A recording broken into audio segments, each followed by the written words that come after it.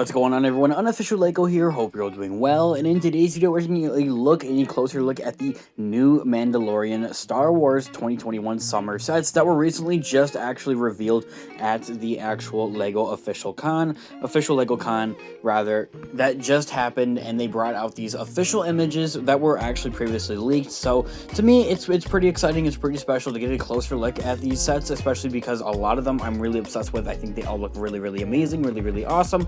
And I'm definitely trying to get my hands on all of these different awesome sets for the summer wave. Now, with that, if you didn't already know, about nearly a month ago at this point, or no, not about a month ago, rather, I want to say maybe a couple weeks ago, we had some set leaks of all these sets that had been leaked in a catalog. Now, with that makes these images, it was when we did actually see them, they were incredibly blurry and hard to see, difficult to make out at that in some parts and some ways and all of that. But anyway, without further ado, let's just jump right on into it, because there's much to talk about here with each individual set. We're going to talk about all three different sets for the Mandalorian Season 2 wave that kind of got, actually revealed here for their official images. So starting out with the Slave 1, easily one of my most favorite sets out there. I had I think it was the 2012 version. Of course, now it's into shambles and lost to the quote-unquote bin, as many of us called. I do plan to order a new one off of eBay, a used one, of course, so I am trying to do that. So stay on the lookout for that one. I'm probably going to do a video on that because I'm really excited for that when I do it. Anyway, I'm really excited to get my hands on this set because it's only $50 now, actually confirmed by Lego. It's on Lego website, on the actual Lego website. All these sets, pretty much for all their rumored prices that we had discussed and talked about here on the actual channel, had been, pretty much what they were. The light cruiser, of course, was $160. The actual, I guess, like troop transport that comes with Grief Karva, it was about 50 or 40. I can't completely remember. I think it was 40. And then, of course, the Slave one was $50, of course, as well. So all great prices, I think, in my own opinion, for all of these different sets. Now, of course, I do wish one little thing, and that was the fact that maybe we could have gotten a cheaper set. Of course, it very well could have been a battle pack of some sort, or even maybe one of like the mini fighters, I guess, just to get some sort of exclusive character out there, I guess, would be really awesome. Or rather than exclusive, I guess, maybe some sort of other character to get, your hands on pretty easily. Now, anyway, aside from all that, I think the Boba Fett minifigure here that we get in this set looks absolutely incredible, absolutely amazing. I love all of his different printing, especially the arm printing. A lot of people are fans of that, but I more specifically am really in love with his face printing. I think that's really cool. They gave him a special face to match what he looks like in the actual Mandalorian show. I think that's really awesome. And then, of course, we also get the Mandalorian in his Beskar armor, which is actually, I think it's in the new Tatooine or Trouble on Tatooine set as of now, which is also really cool. So he's not really that exclusive, but he's still a really cool inclusion to the set, and nonetheless, I'm really happy that we got him in the set as well. Now, that little speeder that you guys see there in the back actually works as not only a little, I guess, little like transport type of speeder, little cargo carrier type of thing, but it also works as a stand.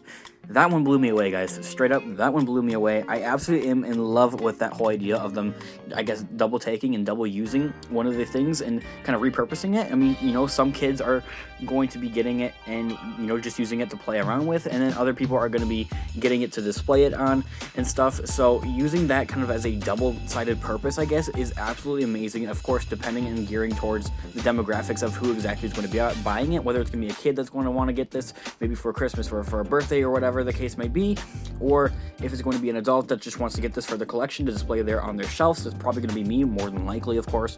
And I just think that was a really amazing idea. That's something we haven't actually really seen there all that much in any sets at that, alone with Star Wars. Aside from all that, I'm disappointed with one small little thing with the set, and it doesn't look like you can fit both of the minifigures inside of the Slave one, which all in all, I'm okay with, especially for the fair price point I think that we're getting here.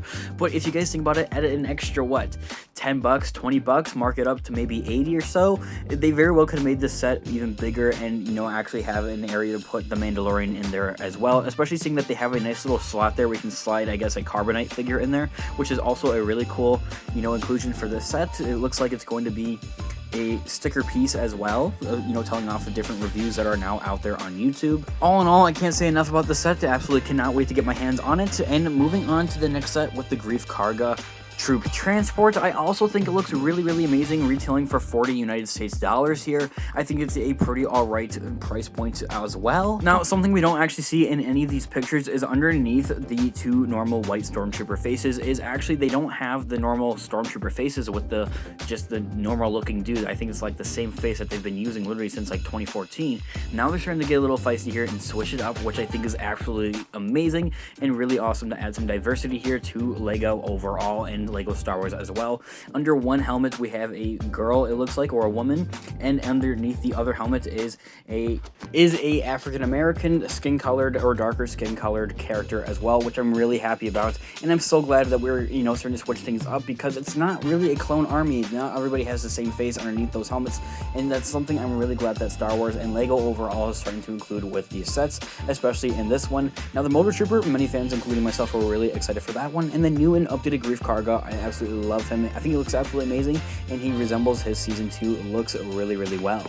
Now as for the actual build, it looks pretty detailed, and compared to the older, I guess, Rebel battle packs for the Stormtroopers that we had, I don't think they're bad, but this one's actually minifigure scale, which is really awesome as well. So you can fit all 4 or all 3 Stormtroopers inside of the actual troop transport, although it can hold, I'm pretty sure, up to 4 of them, which is pretty awesome. Now the only downside with this actual set is not many people have been really liking this new Stormtrooper design, including myself, I'm going to be completely honest with you, and that might be a little biased because it doesn't completely line up into my Star Wars Rebels Stormtrooper battle packs army, kind of, because they have different looking helmets and different looking, I guess, torsos and all of that, so it doesn't completely line up into that. So nonetheless, I think they're pretty alright either way. However, I think the main reason people don't really like these new Stormtroopers as much is because their helmets make it difficult for them to move around their different helmets and look around, which is just a little, I guess, iffy type of thing. Now, aside from all of that, I think this is a really awesome set. I think the price point could be a little lower, maybe closer to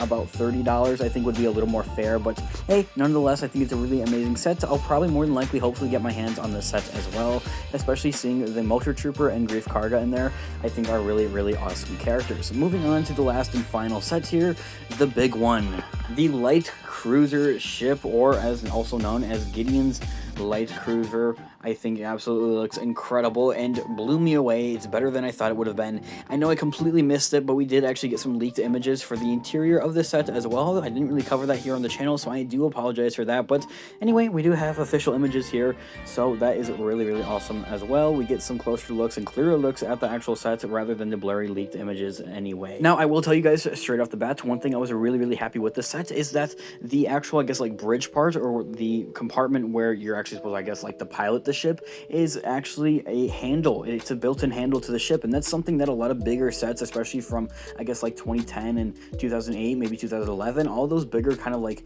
bigger, I guess, like cruiser type of ships, whether it was a Star Destroyer or I guess a Republic cruiser or some sorts, all have that kind of carrier handle. And this one, it does have the carrier handle, which I'm really happy about, and it's actually built into the actual set, so it doesn't kind of look out of place or awkward, especially if you're going to try to display this piece as well. Much like myself, I think works well for all types of Lego fans. Again, like I had mentioned earlier on in the video, I think that's Lego, one of their big points in all this, new Mandalorian Season 2 sets is that they did really well, is making it so I guess these different types of sets can kind of accompany both type of people that are going to be buying these sets, whether they're going to be playing around with it or displaying it. Either way, it's going to work out for them. Now, for minifigures, there's really not too much to say because I'm absolutely in love with all of them, but I will say the only thing I'm a little disappointed about is in the inclusion of Cara Dune's character there. It just doesn't really make too much sense, especially seeing that the actress was recently fired from Lucasfilm and Disney and probably more than likely won't be showing up in Season 2, or Season 3 rather, I must say, but it would have made way more sense, and I think it would have been way more cooler if they included a brand new Luke Skywalker. I think would have been really awesome. And I'm not talking about the one that we got in like the new Imperial shuttle that we had earlier in the January wave. I think a brand new one with like a cool hooded cloak and maybe arm printing and all the whole 9 yards, I think would be absolutely amazing, guys. I think they should have done that as well, because not only is he really awesome and made that huge cameo in Season 2, and to get a new updated Mandalorian version of Luke Skywalker I think would also also be really awesome, but it also kind of is devaluing the whole factor of Cara Dune's minifigure as well, because she came in the AT-ST Raider set, and that was the only one. It was more than likely to retire here in a couple of months here, probably by the end of 2021, and her, I think, minifigure would be pretty valuable, especially for you Lego resellers out there. Now myself, I don't really resell Lego quite personally. That's the whole idea of collecting Lego in my own terms, as I like to collect them, and seeing that one of my minifigures made me in my collection have gone up in value is just kind of a cool thing to see out there. So seeing her in the set just didn't make too much sense to me, but nonetheless, I think it's alright, also considering it's the same exact version that we got here in the AT-ST Raider.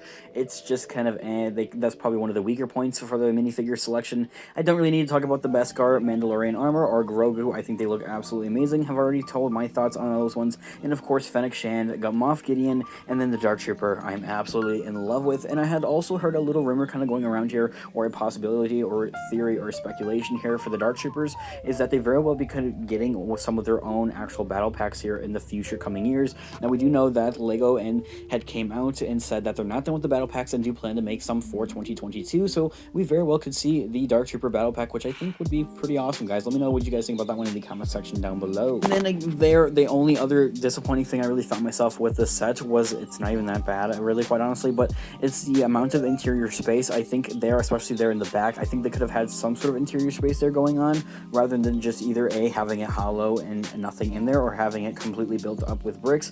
I think they could have done a little better with that whole idea there, but nonetheless, I think the interior looks really amazing, and it's super detailed, so that is one of the many pluses there. Then moving on to the two tiny TIE fighters as well that we kind of got, and then kind of leading back to the whole idea of having a Luke Skywalker minifigure in there, is instead of having two different little TIE fighters, which nonetheless I do think they look absolutely amazing, and I'm not really complaining all that much about them, but as you know, kind of leading back for those whole minifigure idea there, I think having a Luke Skywalker minifigure in the set would be really awesome, but instead of having two of those little TIE fighters, I think they also could have had a little X-Wing instead of one of the TIE fighters, which kind of match up with Luke Skywalker. I think would be really awesome to see there in the set. Now nonetheless, I think that the TIE fighters are a great addition to the set, and seeing that they have little areas and little, I guess, ports and hangars for them to kind of go and fly into the actual ship looks really awesome, and is a cool little play function there.